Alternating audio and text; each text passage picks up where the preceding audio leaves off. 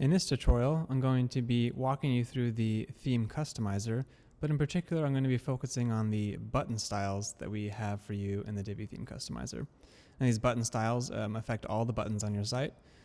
And here's an example of a button right here that appears in the slider. And so you can adjust just about everything about these buttons. And there's so many options that the effects you can achieve are quite varied. And so that's why I'm going to kind of go over each option and kind of show you some different cool combinations that you can use. So the first thing you're going to want to do is head over to your theme customizer by going to the dashboard, looking for the Divi link in your sidebar, and then clicking on the theme customizer to launch the customizer. And once it loads up, you're going to want to look for the buttons tab on the left here. And so click on buttons, and this is going to bring you to the button section in the theme customizer. And we've separated these settings into two areas. There's the general button style and then the button hover style. So the button style is what you see all the time here, and the hover style is what you see when you hovered over with your mouse. And whenever two settings differ between the button style and the hover button style, well, there's that difference is going to transition, creating a nice animation effect. And so let's just go through each of these settings so I can give you an idea what they do. The text size will increase the text size, but also increase the button size as a whole. So if you want to make your buttons larger, this is the setting you want to adjust. So you can make your buttons quite large.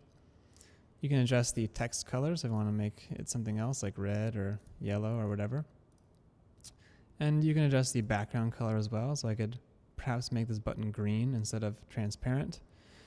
And I want to bring up the alpha transparency here to full. And then obviously this yellow that I chose earlier is clashing pretty heavily, so I'm going to turn that back to white. And so now I have a green button with white text. You can adjust the border color, so maybe you want to make this like a darker green or something like that, or a lighter green. You could do that and then increase the border size as well. So now we're getting a completely different look for a button. And you can just remove this border as well. So sometimes I like to just remove the border altogether, bring down the border width to 0, and kind of keep a cleaner, flatter look.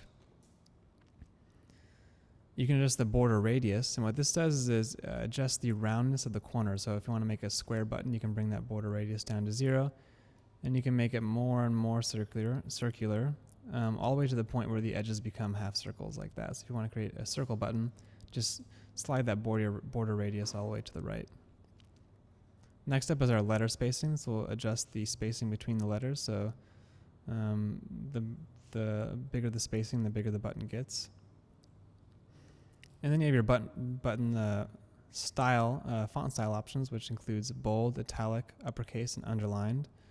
And so you can toggle all those off individually, on and off individually.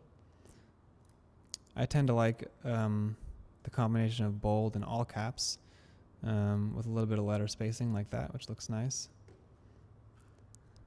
You can also change the fonts if you want to get a little more creative with your font. By default, we use Open Sans, but there's a lot of great fonts here to choose from. So if you want your button to kind of stand out, maybe draw people's eye a little bit more, you might want to use a font that differs from the body font of your site. So I changed to Arvo.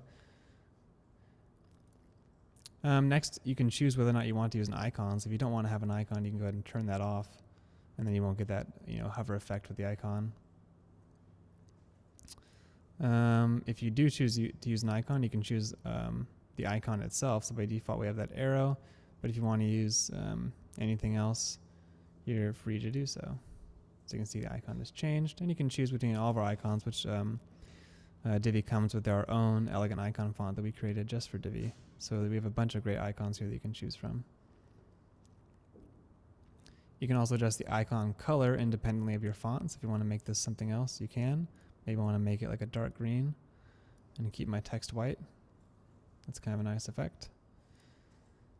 And you can choose the direction of your icon too, whether it be on the left or the right. So if you want to make it on the left, you can. If you have kind of like a more symbolic icon here, like here I have this light bulb, kind of makes more sense to have it on the left, whereas arrows kind of work more on the right because they're more directional. And depending on the arrow you choose too, like if you have an arrow pointing to the left, well, you might want to put it on the right of the text. Like this arrow here makes a little bit more sense over there than it would on the right side. I'm going to change back to something else. Okay, you can also choose whether or not to show the icon only on hover or have it always appear. So if you choose no here, the icon's just going to be there all the time. And if you only show it on hover, then it's only going to appear when you hover over it. Now, where stuff gets really fun is when you start adjusting the button hover styles. So if you open the button hover styles panel, here's where you can change things for when someone hovers over the button with their mouse. And like I said, when something differs, you get a nice transition. For example, if I want to make the background color change, I could maybe change this to yellow. And then when I hover over it, it's going to fade to yellow from green. You can adjust the border color as well if I had a border, but I don't. And you can adjust the border radius independently as well. For example, putting it down to 0 would mean it transitions from square to circle.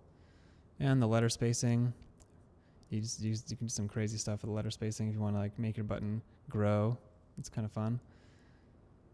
And you can use alpha transparency here. So like all of our color settings come with an alpha transparency slider if you want to make it transparent. So maybe the hover style is like a clear, black color like that. That looks cool. Yeah, so lots of stuff you can do when you start playing with these different settings, and you can really give your site a unique look. And yep, that's a basic overview of the button customizer settings in Divi.